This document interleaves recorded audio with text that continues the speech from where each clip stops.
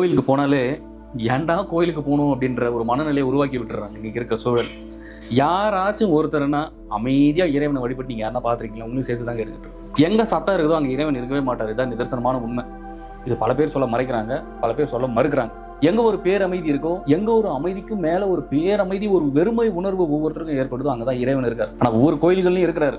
ஆனால் சத்தம் போட்டே ஓட விட்டுறீங்க. இதுதான் பிரச்சனை. அங்கே ஒவ்வொரு தூண்களும் எதுக்கு அமைச்சிருக்காங்க? ஒரு கோவிலில் அங்கே எதுக்கு ஒரு கருவறைன்னு இருக்குது?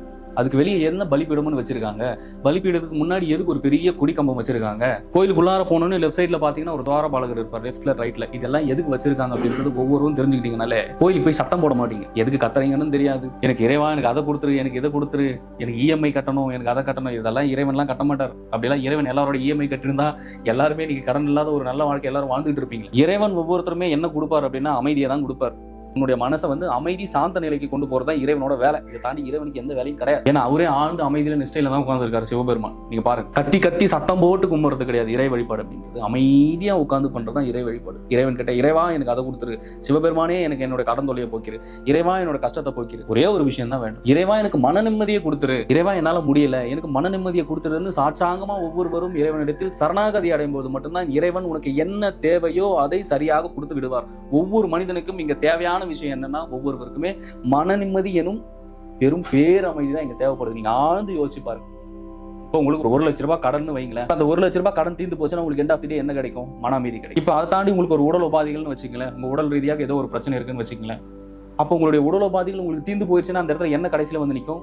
உங்களுக்கு ஒரு மன அமைதி வந்து நிற்கும். ஆமா தானே? அப்ப இறைவன் கிட்ட போய் வழிபடும் போது இறைவா எனக்கு மன நிம்மதியை கொடு, எனக்கு மன அமைதியை கொடு அப்படின்ற ஒரு வேண்டுதலை தான் வைக்கணும் இறைவன் கிட்ட. அப்போ உங்களுக்கு உண்டான இந்த உடல் ரீதியா இங்க மன ரீதியா ஏற்படுகின்ற பிரச்சனைகளை அவரு சரி செஞ்சுட்டாருன்னா ஆட்டோமேட்டிக்கா உங்களுக்கு சுத்தி இருக்கக்கூடிய எல்லா சூழ்நிலையுமே சரியாகும். ஆனா அந்த அமைதியை உங்களுக்கு விடாம தடுக்கிறது எதுனா உங்களுடைய மனசு உங்களுடைய வசத்தில் இல்லை. இதுதான் பெரும் துன்பத்திலும் துன்பம். இதுதான் எல்லாரும் கஷ்டப்பட்டுக்கிட்டு இருக்கீங்க. எல்லாருமே தொடர்ந்து ஸ்ட்ரெஸ், டிப்ரெஷன், எனக்கு ரொம்ப முடியல, எனக்கு ஆஃபீஸ் ஏன்டா போறோம்னு இருக்கு, என்னோட மொத்த உழைப்பு நான் ஆஃபீஸ்ல போய் போடுறேன், ஆனா அதுக்குண்டான எனக்கு கெயின் வரல ஆஃபீஸ்ல, எனக்கு ஸ்ட்ரெஸ் டிப்ரெஷன் தான் மிச்சம் அப்படின்னா எங்கிருந்து உனக்கு சரியாகும்? அப்ப நீ உன்னுடைய மன நிம்மதிக்கு நீ எதனா ஒன்று செஞ்சிருக்கியா? யோகம் செஞ்சிருக்கியா? தியானம் செஞ்சிருக்கியா? தவம் செஞ்சிருக்கியா? தன்னுடைய மன அமைதிக்கு எங்கேயாச்சும் ஜீவகாருண்யம் செஞ்சிருக்கியா? ஏதாச்சும் ஒரு நல்ல ஹேபிட் ஒவ்வொருத்தர்கிட்ட இருக்கானா? இல்ல. அப்புறம் எங்கிருந்து உங்களுடைய சூழல் நல்லா இருக்கும், உங்களுடைய சுச்சுவேஷன்ஸ் எல்லாம் மாறும். ஒவ்வொருத்தருக்குள்ளயுமே அன்பெனும் பெரிய ஒரு நேசம் இருக்கணும். ஒவ்வொருத்தருக்குள்ளயுமே இருக்கணும். நீங்க எந்த ஒரு விஷயம் செஞ்சாலும் சரி அது அன்போட செய்யுங்க. நீங்க கோயிலுக்கு போனா அன்போட இறைவனை வழிபடுங்க. நீங்க ஒரு இடத்துக்கு போயிட்டு ஒருத்தருக்கு உதவி பண்றீங்கன்னா அந்த இடத்துல அன்போட இருக்கு. இப்படி நீங்க செய்யக்கூடிய ஒவ்வொரு செயல்களிலுமே நீங்க அன்பை இணைச்சுக்கிட்டீங்கன்னா, ஒவ்வொருத்தரும் அதுக்குள்ளார கருணை இணைச்சுக்கிட்டீங்கன்னா ஆட்டோமேட்டிக்கா இறைவன் உங்களுடைய ஒவ்வொருவருடைய வாழ்க்கையும் மாற்றுவார். அதுவும் எப்படி மாற்றுவார்னா, இறைவனிடத்தில் நீங்கள் வைக்கப்படுகின்ற சங்கற்பம் எப்படி இருக்க வேண்டும் என்றால், இறைவா எனக்கான மன நிம்மதியை கொடு, எனக்கு எந்த பிரச்சனையும் தேவையில்லை, நான் பிரச்சனையில இருந்தாலும் நான் விலகி போறேன் அப்படின்ற ஒவ்வொருவருடைய மனதிலும் பக்குவம் வந்துடும். அந்த பக்குவம் ஒவ்வொருத்தருக்கும் இங்க வரல அப்படின்னா மனசு அது பாட்டுக்கு லேயர் ஃபார்ம் பண்ணிக்கிட்டு போயிட்டே இருக்கும். ஏதாவது ஒரு எண்ணம் ஓட்டம் ஏதாவது மண்டையில போட்டு மென்னுக்கிட்டே அந்த ஒரு தாட்ல ஒவ்வொருத்தரும் இங்க ஓடுனீங்கன்னா எங்கிருந்து ஏன் உங்களுக்கு நிம்மதி கிடைக்கும்? வீட்டுக்கு போனா மனைவி கிட்ட நிம்மதி இல்லை, இல்ல கணவர்கிட்ட நிம்மதி இல்லை. சரி, நீ உன்னுடைய மனைவி கிட்ட என்னதான் எதிர்பார்க்கற? சரி, நீங்க உன்னுடைய கணவர்கிட்ட என்னதான் எதிர்பார்க்குறீங்க? தெரியல. ஆனா யாராவது ஒருத்தர் யாராவது ஒரு கண்ட்ரோல்ல இருக்கணும். நான் சொல்றதை நீ கேட்கணும், நீ சொல்றதை நான் கேட்கணும். இதெல்லாம் ஒரு வாழ்க்கையா? யாரு சொல்றது யாரு கேட்க இங்க வந்திருக்காங்க? யாரு சொல்ற பேச்சு யாரு கேட்கறதுக்கு இங்க வரல.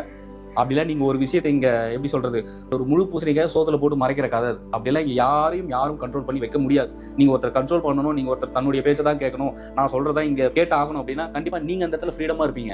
ஆனா அதுக்குண்டான வினை அனுபவிச்சிருக்கு. இன்னொருத்தர் இங்க என்ன செய்ய வந்திருக்கோ அந்த ஆன்மா அது செய்யக்கூடிய வினைகளை நீங்க தடுத்து நிறுத்துறீங்கன்னா அந்த ஆன்மாவுக்கு உண்டான வினைகளை யாரு ஒருத்தர் கண்ட்ரோல் பண்றீங்களோ அவங்களுக்கு தான் வந்து சேரும். இதுதான் சத்தியம், இதான் நிஜம். அப்ப அவங்களுக்கு உண்டான வேலையை அவங்களை செய்ய விட்டுக்கிட்டு அது ஒரு ஆன்மா, அது அதனுடைய பிறப்பினுடைய பலனை இங்க கழிக்க வந்திருக்கு அப்படின்ற ஃப்ரீடம் அவங்களுக்கு நீங்க கொடுத்துட்டு உங்களுடைய ஃப்ரீடமை நீங்க எடுத்துக்கிட்டு இறைவா என்னை எப்படியாச்சும் கரை சேர்த்து விட்டுரு, இறைவா நான் எப்படியாவது மோட்ச முக்தி அடைய வேண்டும், இறைவனே சிவபெருமானே நான் உன்னிடத்தில் சரணாகதி அடைய வேண்டும், எனக்குண்டான அமைதியையும் எனக்குண்டான பாதையும் எனக்குண்டான ஒரு நல்ல குருவையும் நீங்களே கொடுக்க வேண்டும் இறைவா அப்படிங்கிற ஒரு மனநிலையும் ஒரு மனப்பக்குவமும் எந்த ஒரு ஆன்மாவுக்கு ஏற்படுகிறதோ, எந்த ஒரு ஆன்மாவுக்கு வருகிறதோ, அதை எவராலும் மோட்ச முக்தியை மட்டுமல்ல அது வாழ்க்கையில் சந்திக்கக்கூடிய எப்பேர் வழிகளாக இருந்தாலும் சரி, எப்பேற்பட்ட துன்பமாக இருந்தாலும், எப்பேற்பட்ட வேதனைகளாக இருந்தாலும் அனைத்து துன்பங்களையுமே யார் நிவர்த்தி செய்வார்கள் என்றால் பிரபஞ்சமும் இறைவனும் சிவபெருமானும் நேரடியாக வந்து ஒவ்வொருவருடைய இந்த கஷ்ட நஷ்டங்களையும் இன்பங்களையும் துன்பங்களையும் அனைத்தையுமே உங்களுக்கு சரி செய்து ஒரு பேருணர்வையும் ஒரு பெரும் வழியை இறைவன் ஒவ்வொருத்தரும் குருமார்கள் மூலமா உங்களுக்கு காட்டுவார்.